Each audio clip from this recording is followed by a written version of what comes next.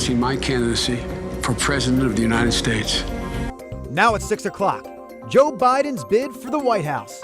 The former vice president joins a crowded Democratic field of 2020 contenders as the frontrunner. Also this morning, unraveling the mystery behind MEIGHAN CORDIE's death. Her death was ruled an accident, but a lot of people still believe there is more to this story. For the first time, we're hearing what her mother told investigators. So you don't know what happened to her? I do not. Okay. I do not know what happened to her. KGW's Kyle Aboshi investigates this tragic case and the questions that still linger. Plus, you might call them the women of weed. It's amazing that women have an actual opportunity to get it on a ground level. As cannabis grows into a multi-billion-dollar business, women are fighting to stake their claim as industry leaders. And guess who else is showing up to the Sunrise Show this morning? The Ice Cream Man. Although he's really an ice cream innovator. Brenda Braxton gives us the inside scoop from Salt and Straw co-founder Tyler Malik ahead of his TED Talk this weekend. That seems like a pretty jam-packed 6 o'clock hour of KGW News at Sunrise, and it starts right now. I don't know if we can top that, but let's give it a shot here. The sun starting to rise over Portland on this beautiful Thursday morning. This is a live look outside from our Wells Fargo Sky Camera. Good morning, everybody. Thank you so much for joining us. Wow, wow, wow. Roger, even going to pump up the temperature a little bit more today. That's right. I have some unfinished business to do. Very pleased. Everybody's happy with the day, the way our day is starting, though, I should say.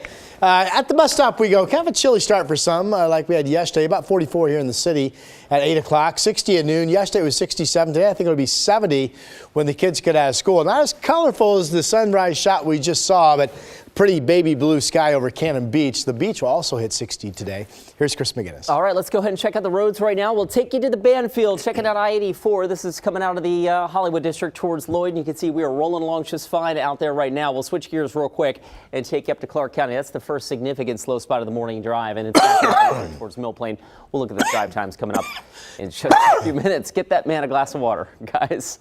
All right, Ron Hill, hang in there, buddy. Meanwhile, this news story we're leading with the 6 o'clock hour happened while most of us were sleeping overnight. Former Vice President Joe Biden is joining the 2020 presidential race. In a video released overnight, Biden cites the 2017 white supremacist rally in Charlottesville as the moment he knew he needed to run. He also takes aim at President Trump's moral character. But if we give Donald Trump 8 years in the White House, he will forever and fundamentally alter the character of this nation, who we are. And I cannot stand by and watch that happen. So Biden joins a Democratic field of 20 candidates now, and polls suggest he is the current frontrunner, despite allegations against him of inappropriate touching. Biden's already responded to those allegations, saying he never touched anyone in ways that he believed were inappropriate. Locally, we're tracking breaking news in Northeast Portland. A delivery truck driver was hit and killed on Columbia Boulevard near the airport. Just before 1 a.m., police say the driver pulled the truck into the road, then got out to close a gate. That's when a taxi cab driver hit him after picking up a fare at PDX. Today, a man serving a life sentence for murdering a Bend woman will be back in court for sentencing on different charges. Edwin Lara pleaded guilty to murdering 23-year-old Kaylee Sawyer in 2016. Today, he will be in federal court in Eugene for crimes he committed while on the run from police. Investigators say after killing Sawyer on the Central Oregon Community College campus, Lara carjacked and kidnapped a 19-year-old woman from Salem. Lara then fled to California, where police say he shot a man and carjacked another family before his arrest. He could receive an additional life sentence for the Salem portion of his crime spree. Someone came up behind me and brushed me across the backside. That woman we just heard from says a man stalked her, then inappropriately touched her while she was working at Clackamas Town Center. The suspect's name is Justin Phelps. He's now facing harassment charges. Detectives caught him on this surveillance video. You see it right here at Barnes & Noble, and there's a look at the suspect. They claim he inappropriately touched multiple women, as a matter of fact, not just the one we heard from. So if you have any information that can help in this case, you're asked to call the Clackamas County Sheriff's Office.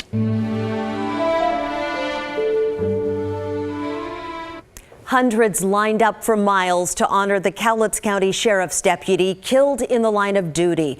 This is the procession of police vehicles from around the country yesterday, escorting Deputy Justin DeRozier from Longview to Portland.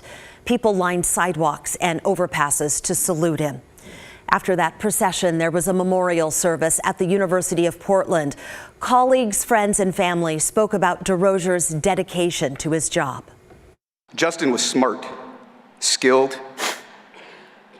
and he was strong as an ox. That if I was picking my dream team, he would have been one of my top choices every time. He's also remembered as a dedicated father, husband, and friend with a big personality. And you certainly witnessed his deep, whole-body laugh that would make his eyes squint and his shoulders shake uncontrollably.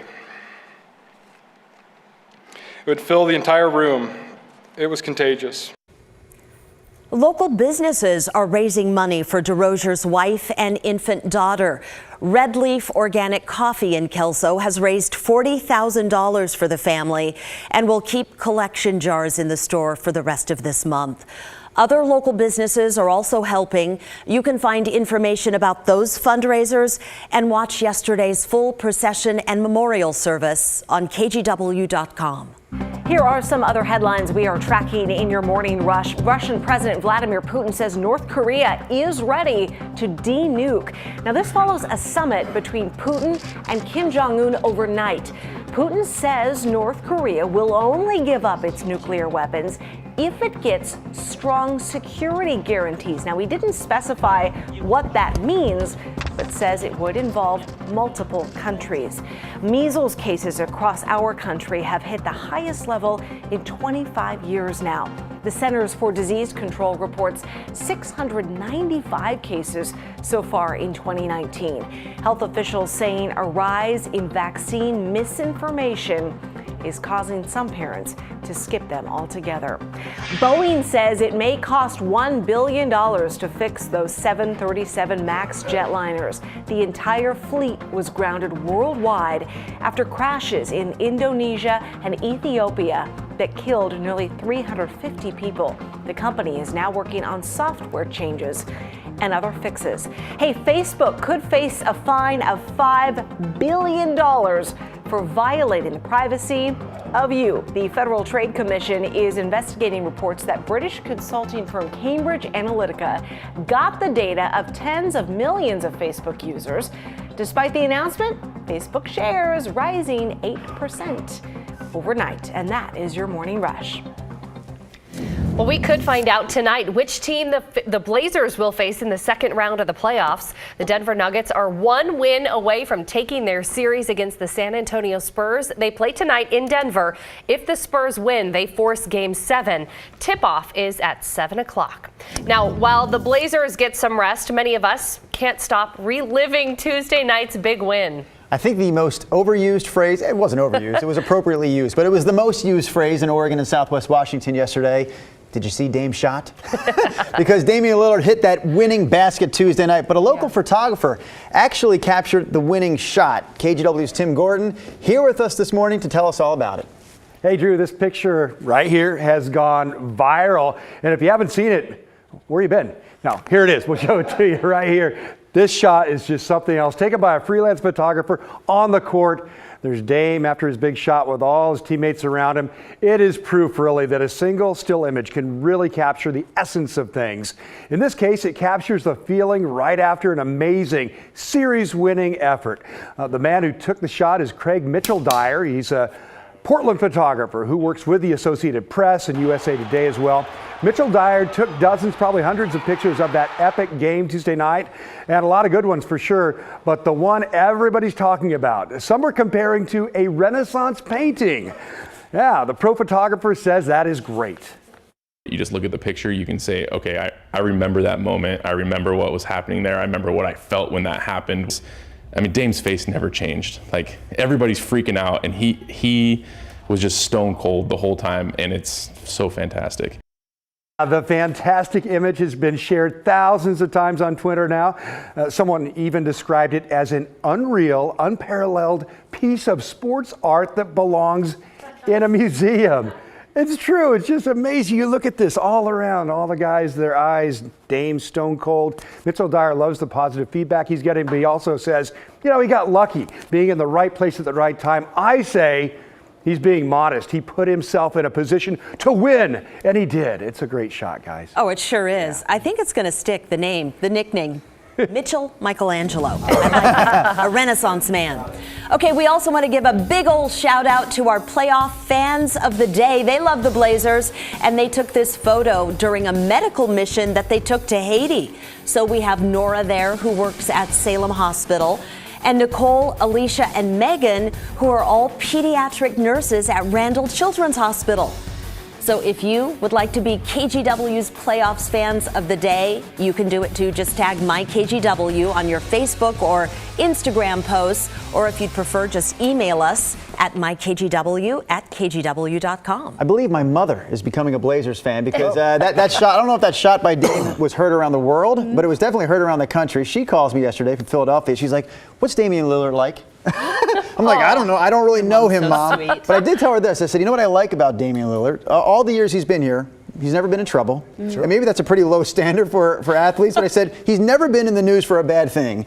And he always gives effort, right? In all the years he's played here, no one has ever questioned his effort every single night he plays. So keep going, Damian and Blazers, because we need a few more rounds here. Yes, we do. I think he's got it in him.